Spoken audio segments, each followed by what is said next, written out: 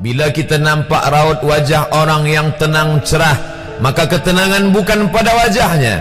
Bila nampak orang melangkahkan kaki dengan tenang penuh wibawa, maka ketenangan bukan pada kakinya. Bila tampak ayunan tangannya tak tergesa-gesa, maka bahagia bukan pada tangannya. Di mana letak bahagia itu? Ala fil jasadi mudrah. Ketahuilah dalam jasad ada segumpal, ada sekepal, ada sesuap. Idza salahat salahal jasadu kulluh. Kalau yang segumpal itu baik, maka yang lain ikut menjadi baik. Wa idza fasadat fasadal jasadu kulluh. Kalau yang segumpal itu rusak, maka dia pun ikut menjadi rusak. Yang segumpal itulah yang mengendalikan mata, telinga, tangan, kaki. Yang segumpal itulah tempat rindu, benci, marah, ridha, ikhlas, fasik, hasad, kufur. Di sanalah bersemayam rindu dan benci. Maka jangan terlampau benci. Habib habibaka haunamma. Kalau kau sayang, sayanglah secukupnya sahaja. Karena boleh jadi hari ini kau sayang, besok berubah menjadi kebencian. Kalau kau benci, bencilah secukupnya sahaja.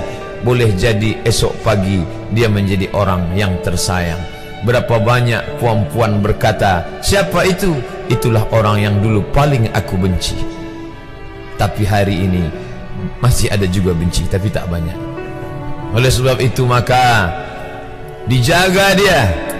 Yauma la yanfa'u malun. Hari itu tak ada guna harta, wala banun, tak ada guna anak, illa man atallah, kecuali orang yang datang menghadap Allah biqalbin salim, dengan hati yang salim.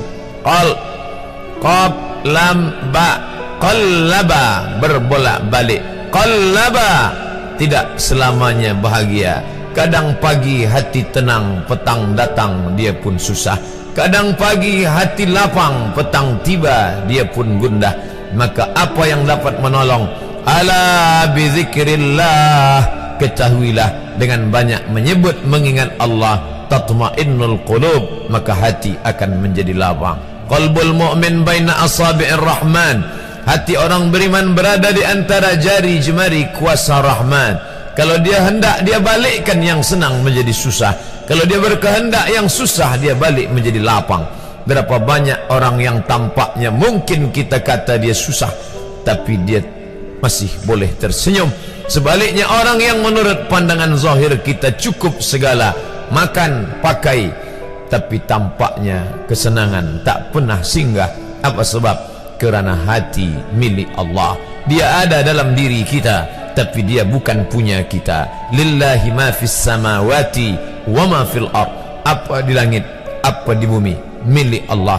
Balikkan kepada Allah, dari Allah balik kepada Allah. Senang mengucapkannya, payah mengamalkannya, lebih sulit memasukkannya ke dalam hati. Oleh sebab itu maka apa cara supaya hati menjadi lapang? Yang pertama, iman. Mesti ada iman, percaya bahawa dia ada walaupun tak tampak oleh mata. Dulu ada seorang filosof, dia berkata bahawa aku percaya dia ada bila boleh tampak oleh mata, disentuh tangan, didengar telinga.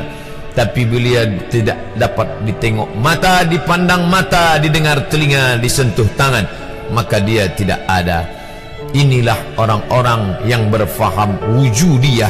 Wujud ada, mikrofon ada, mimbar ada, orang ada, kerana aku boleh menatap dengan mata, mendengar suara dengan telinga, bersapa tangan dengan alat yang diciptakan Allah Subhanahu wa ta'ala. Tapi kita mengenal dia bukan kerana rupa. Bahkan bila kita pejam mata nampak berbagai macam rupa, itukah dia? Bukan. Walam yakul lahu kufuwan ahad. Bila kita pandang tengah malam tampak bermacam warna rupa, itukah dia? Ma khatara bibalik fallahu laisa kadzalik. Apa yang terlintas di hatimu, maka dia tidaklah seperti itu.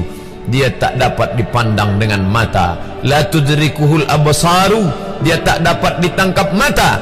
Wa huwa yudrikul absara, dialah yang dapat menatap mata. Jangankan dia, wajah kita pun kita tak boleh melihatnya. Siapa yang boleh melihat wajahnya? Sementara belum dijumpai cermin, belum pandai orang membuat cermin, orang tak tahu bentuk rupa wajahnya bagaimana. Sampai suatu hari dia dalam perjalanan panjang, dia tengok ada pohonan rindang, lalu kemudian dia berteduh di bawah pohon rindang, menghindar dari panas terik matahari. Di bawah pohon rindang ada kolam air, maka saat dia akan mengambil minum dari air kolam, disitulah dia melihat wajahnya. Oh, begitu rupa wajah di dalam air kolam.